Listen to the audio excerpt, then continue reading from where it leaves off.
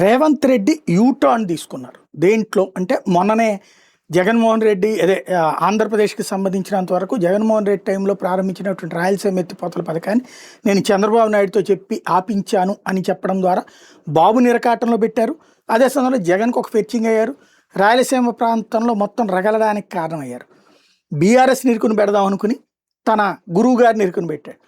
ఇప్పుడు అది తెలుగు పాపం చంద్రబాబు గారు అది చెప్పలేక రేవంత్ రెడ్డి పేరే ఎత్తకుండా దాన్ని జగన్ మీదకి దోస్తూ అసలు ఆ ప్రాజెక్టే వేస్ట్ అని చెప్పడం ద్వారా ఆయన మరింత సెల్ఫ్ గోల్ వేసుకుంటున్నారు.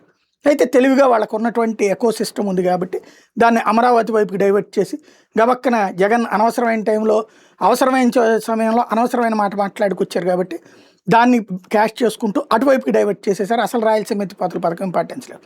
ఇప్పుడు దాన్ని వెంటనే చక్కదిద్దే ప్రయత్నం అంటే ఎకో సిస్టమ్ అది వెంటనే ఇవాళ రేవంత్ రెడ్డి నిన్న చంద్రబాబు గారు మాట్లాడిన దానికి కౌంటర్గా అవునవును నీళ్ళకి సంబంధించిన వివాదాలు లేకుండా చూసుకోవాలి, సమస్య పరిష్కారం కావాలి, ఇచ్చిపుచ్చుకునే ధోరణి ఉండాలి. మరి నువ్వే కదా ఇంతకుముందు ఆంధ్ర లాక్కుపోతుందని చెప్తివి.